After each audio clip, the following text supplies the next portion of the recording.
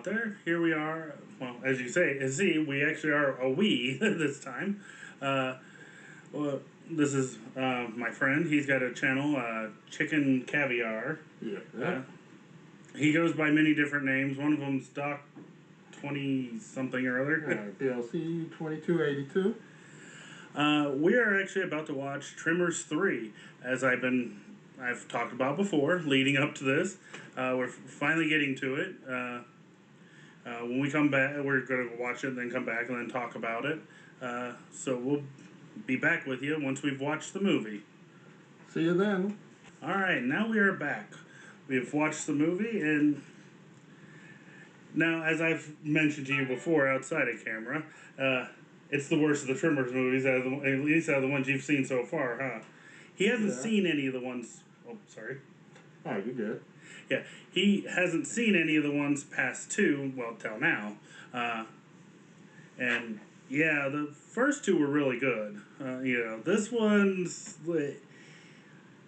I personally like it, but it is definitely one of the worst of the Tremor movies. I don't think there's anyone worse. So far, have you found any worse? I can't say I have at the moment. Yeah, we haven't got to, some of the later ones. 4 is my personal favorite out of all the Tremor movies.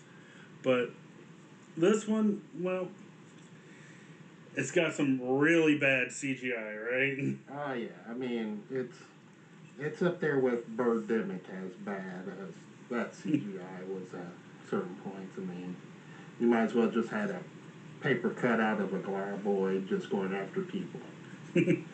Yeah, I haven't seen Birdemic. Maybe we'll watch it sometime together, and we'll post it on his channel. Yeah. But there are good things about this movie.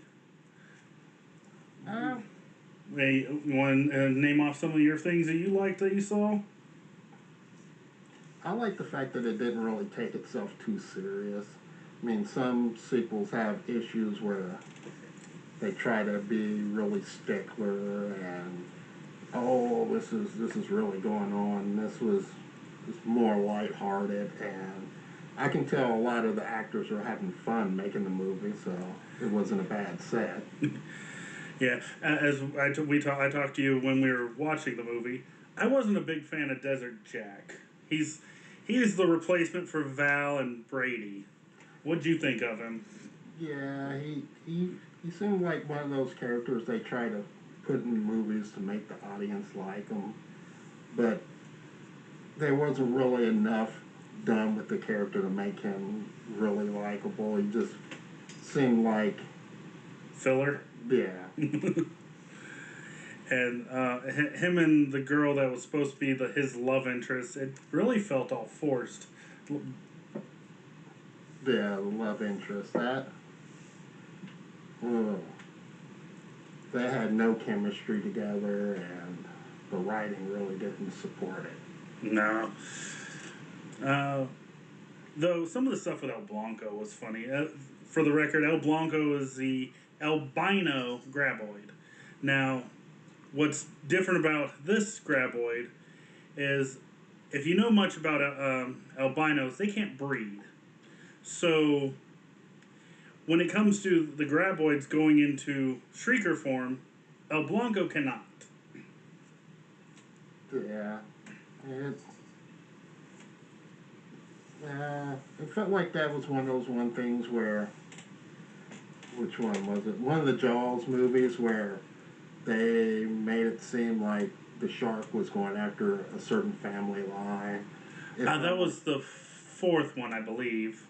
Yeah, that's what it felt like El Blanco was to Bert. It was like it was supposed to be his antagonist. Well, as Bert himself has said in the movie, he was like, "Call me Ishmael."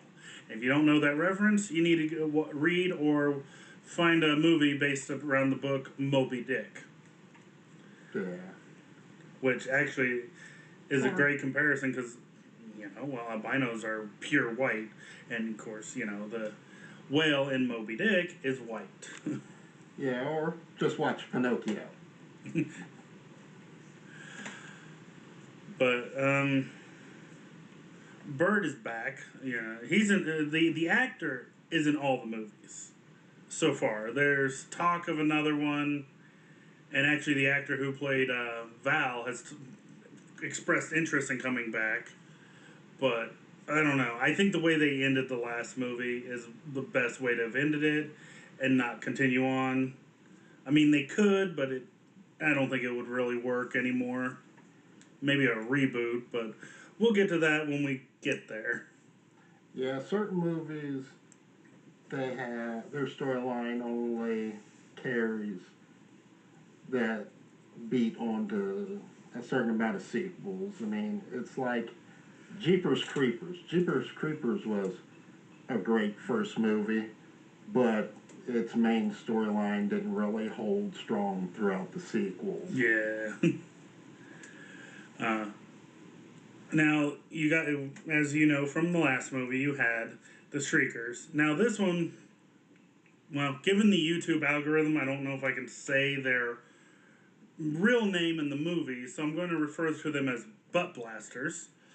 They're the next form. They shedded their skins like they would if they were a snake. Yep. Rectal dynamite. Which actually is not. The concept's not bad. It's again, it comes back down to the CGI, and the CGI just does not hold up. Even back when it was first released, I mean, it came after the second one, and the second one had a little bit of CGI, but not a lot. And the CGI in it, even though it came first, was still better than this one. Oh yeah, it was when they showed up and it was like El Blanco. You can definitely tell it was CGI. There was no practical. Oh yeah, especially when he reverted back into the ground, you did not feel the hole was really there. It just you could tell it was just fake. Yeah, you can definitely feel the budget between that and the effects for blood. It was like, yeah, they definitely didn't have too much to work with. Story though, the story's really good. What do you agree? It wasn't bad. I mean, it was good for what they were going for. I mean, yeah, like he was saying, it could have been better, but Yeah. I think it was originally a TV movie, so it didn't have a high as budget as the other ones. Yeah, I'm not going to attack them too much. I mean, because there's movies that you can watch that have no plot at all. That you can just tell that the studio was like, oh, I really want to try this, but I'm not going to pay for a writer. Let's just see what the actors can do when they're in front of the camera. Yeah, with a bigger budget and maybe a better writer, or just giving the writer more money and maybe more time, it could have been flushed out a little better. Uh, Now, I think I've mentioned it before. Melvin comes back in this movie, and what was your original thoughts of Melvin in the first movie before we get to Melvin in this movie? He's one of those characters where you can tell he's an opportunist, and so they really want to carry that over from the first movie to this, and that's one of the things they did real well because you definitely do not like Melvin. One thing I do like about this when it comes to Melvin is, well, unfortunately, the TV show came after and it contradicted, the theory you had of what had happened to Melvin because, he's in the TV series. But he got left on a rock at the end by Bert, and it made it look like he might have died up there, which would have been nice. Yeah, they definitely was going for that metaphor between a rock and a hard place. Yeah, I mean, his car wasn't that far away, but it was far enough away where he may not have been able to get away from El Blanco. Yeah. So, unless he had some type of phone, he would have had a rough time getting away. My thought is probably Bert came back a couple hours later, Yeah, I can see that because if he didn't, that would definitely make Bert a villain. And oh yeah, he's a rough guy to get along with, but he's not evil.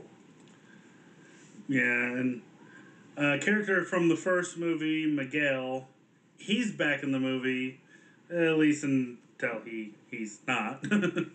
Yeah, that sucks when they take legacy characters and they turn them into cannon fodder. Yeah, I think he could have had a better death, in my opinion. Yeah. I don't have a problem per se that they killed him off. I mean, he was a very minor character in the original. He had a little bit of bigger role in this one, and you kind of get a good feel for him. You actually kind of like him in this one, and then they, you know, he gets knocked off a really small hill. Yeah. It's one of those things where they killed him to show you that this movie has stakes. And honestly, there was probably other characters they could have done that with, but we got what we got. I gotta feel bad for Bert in this movie though. Once he had to sacrifice his truck, which he didn't have much. There was no choice. He had to sacrifice the truck to, distract El Blanco. Yeah. But, well, you come to find out, because if you remember my review of the second movie, the Shriekers, when they eat, they belch up more Shriekers. But the butt blasters are not like that. Yeah. I'm trying to remember, but I believe they lay eggs. Yes, we were. I was going to get to that. We had forgotten about that for a second, but before we get to that, Burton, coupled with other characters of the movie, are back at his place in his bomb shelter basement. And Bert has his place decked out to be completely graboid proof and shrieker proof. However, butt blaster proof it is not because the butt blaster kamikaze through his roof. And, he has a panic room that they all rushed into, but the butt blaster was starting to melt down the door, and he put a gas can under that and had an emergency exit that they slipped out of. Yeah, it's one of those things where it shows how resourceful Bert is by having contingency plan after contingency plan. And unfortunately for Bert, he didn't need to do that because you find out that at the general store, which two more legacy characters, at least one legacy actress, but two legacy characters are back. The mother and the daughter from the first movie, though I'm not 100% sure if it's the same actress for the daughter, but it is the same actress for the mother. They found out if you feed it enough, it will go into some like a diabetic coma or some kind of coma where it goes to sleep. So, unfortunately for Bert, he blew up his house for nothing. Yeah, and within that era, he had a whole bunch of MREs, which would have done the job of knocking out that rectal blaster. Yeah, but poor Bert. Sacrificed his car. It was a really nice. Well, it was a nice truck. It was really nice, but he had tons of ammo, tons of he had his homemade cherry bombs or whatever he would refer to them as, and it went off a cliff, and it's caught fire and everything exploded. Man, yeah, Bert. Man, he's a one in a million character. He's one where it seems like he shouldn't work, but he does. He's really engaging and entertaining. Yeah, he's what makes the other movies so good. Now, granted, the fourth one's a little different because it's not actually Burt Gummer. It is a Gummer, and it's the same actor, but we'll get to that when we get to the fourth movie. But as far my friend was referencing with the butt blasters eggs, what it is when the cycle goes from graboid to shrieker to butt blasters, when they become butt blasters, they have the ability to fly, and they're going off to other locations to deliver the egg. But do you have anything you wanted to reference on the life cycle of the graboids? Yeah, it seems like they have almost like an insectoid life cycle where they're mimicking maybe like a fly. and that's the reason why it's more of an egg and why they reproduce when they're full. Oh, we got a photo bomber, Brett Tony. So, I've since inference, shriekers are the coolest because they have heat sensor, but they're not like the butt blasters because they can't fly, but they're still pretty cool because they're cute too. And there's Bratman in the background. You've probably seen my Pokemon reviews where I've referred to Bradicus, Bratoni, and Bratman. Well, those are two of them. Bradicus is out with Mama. I would say this. When it comes to Tremors, I was never really a big fan, but that saying it, I've never had too much of an issue with watching them. It's just, I usually would rather watch something else. And with Tremors 3, I can totally understand that.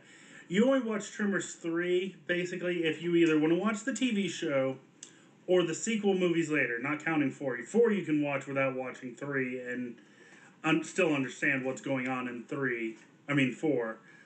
But the other ones, you kind of need it, because it just helps to have that information to understand those movies a little better. Yeah, honestly, I would definitely watch this over something like, I'm trying to remember the name. The Critters. The Critters sequels were way worse. I only like the first two, but yeah. I would take these sequels over, like, Critters 3 and 4 any day. I think I have reviewed Critters 2 on my channel. I love Critters 2. Critters 2 is the best of the Critter movies. Yeah.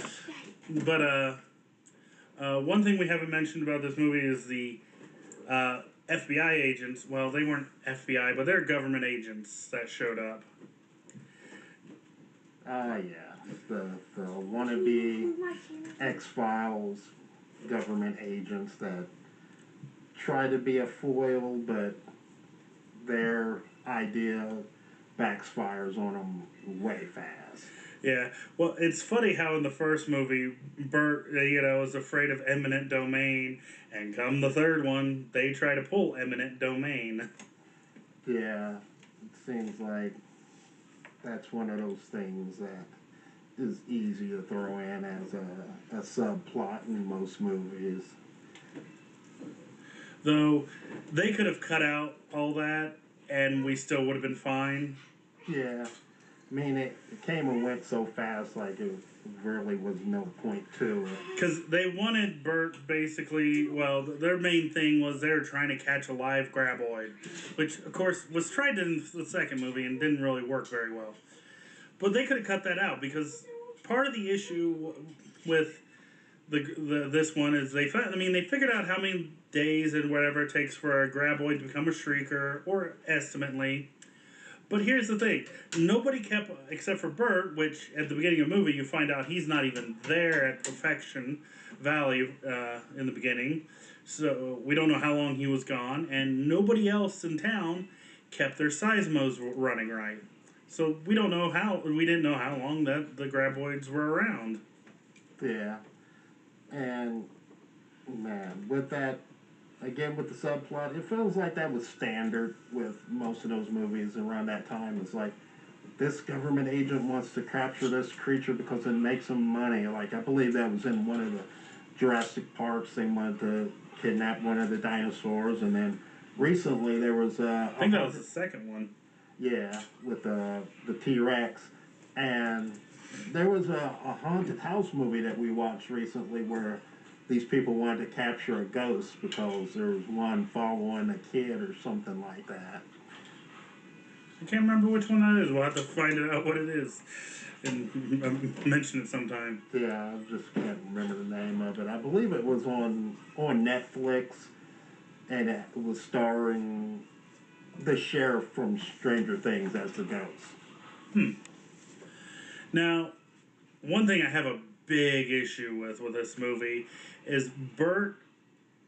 This is when Melvin first shows up, and he kind of throws, his beeper's going off, and there Graboid's in the area, and he throws it right at the foot of Bert. Well, Bert gets inside this steel drum, and the steel drum gets eaten with him in it, and Desert Jack, a character I don't really care for, I think I mentioned that already, but takes Bert's other truck, or no, was it his other truck, or this is before that, before they destroy his truck? This is before.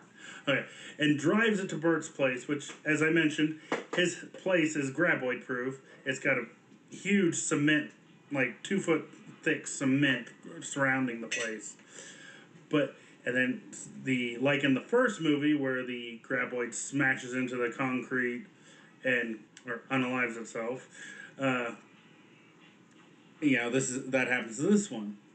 Well, Desert Jack digs up the graboid and uses a chainsaw to cut Bert out. First off, that would have killed Bert if it wasn't for the steel drum. However, the steel drum is gone. It's not there anymore.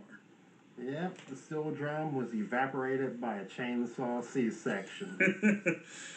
That is one of those things in that movie that bugs me the most, other than Melvin not meeting his maker.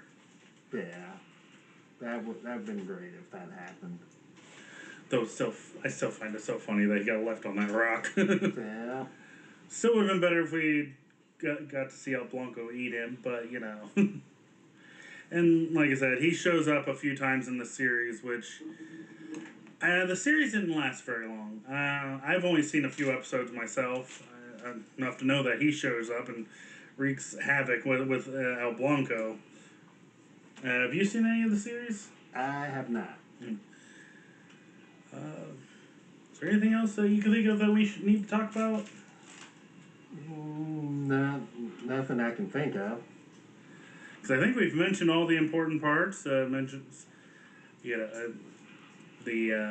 evolution or the life cycle of the graboid and the purpose of it. And I think that's about it. Yeah. Even though it is the worst of the Tremors movies, it's not that bad. There are better movies out there, but there are also worse movies out there. Oh, yeah. It's at least worth watching once or twice, like I say, especially if you're interested in watching the other ones that come after. Yeah, I mean, the creature designs are really good. I like those, and it's not a generic put together like some monsters. They serve their purpose. The only complaint I would have about the design of the monsters, other than, the CGI sucks, is they looked like a stretched version of the Shriekers. Oh, yeah, the blasters. Yeah, the butt blasters. Rectal blasters, as you call them. Yeah. I mean, they just look like they're stretched out that way to have wings, and that's about it. They're just a stretched out version of a Shrieker. They didn't change much. It's like some of the Pokemon where it's like, hey, I'm on all fours and now I'm on all twos. So I have some issues with some of the Pokemon evolutions, obviously. Or some of the ninjas in Mortal Kombat where it's like, oh, yeah, I'm a ninja. I'm yellow. No, I'm a ninja. I'm green. Or I'm blue. Yeah. At least they make a little more sense with their design, because, I mean, there's only so many different looks a ninja can have. So, but with this, they could have done so much to it, and they didn't with the design of the butt blasters. Yeah. Man, it's like you look at the Alien franchise and how they evolved from movie to movie, and man. And most of the Alien movies are really good. There's only two. One of them technically is not just an Alien movie. It's the second AVP movie, which that one was horrible. Prometheus wasn't bad as far as that goes. It could have been better, but when they did the second Prometheus movie, they dropped the ball. This is even better than the Prometheus 2 movie and the Requiem movie. If I remember right, the second part for Prometheus was Covenant, Might have been Alien Covenant. but I could be misremembering. But those are examples of movies that are worse than this one. Because at least this one you can say, well, it's worth watching. I don't have a, I enjoyed watching it. Even though there were bad things about it. Yeah, it seemed like when it came to Prometheus, its sequel dropped a lot of the plot points that they were trying to build towards in Covenant. Kind of like what The Force Awakens and The Last Jedi, how Last Jedi dropped a lot of plot points from Force Awakens. Yeah, well, that was a new director, and now I still like The Last Jedi, though they screwed up when they went to it was almost an epic trilogy like the original, but yeah, when they gave Ryan Johnson, the director, gave him total power to do whatever he wanted with that movie, it seemed like he wasn't interested in continuing what came before, but he was interested in setting up his trilogy that he was going to do after that trilogy. We'll get more into those some other time. We will probably review those ones. But, yeah, overall, Tremors 3, yeah, not as good as the others. But it's enjoyable. You can find, even if you think it's a bad movie, you can watch it and laugh at it. And if you're at least laughing at it, you're enjoying it in another way. Ah, yeah, it's one of those ones where you can get a few friends together, have a few drinks, and you'll probably have a good time. Unlike some other movies, we might end up getting into those movies. Don't expect us to do Star Wars Holiday Special unless I become real good big. 1 I ain't million doing subscribers.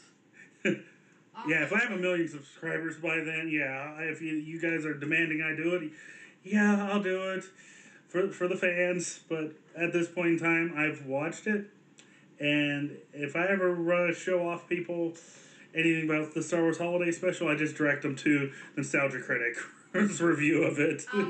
Can you subscribe to Cats Are Cool on YouTube? Apparently, Brad Tony has his own channel. I have 1 subscriber, as I know.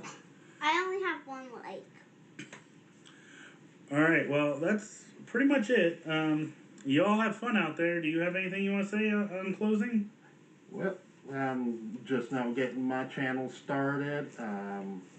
Got a few Let's Plays going. And, hey, if that's your thing, join me on Chicken Caviar.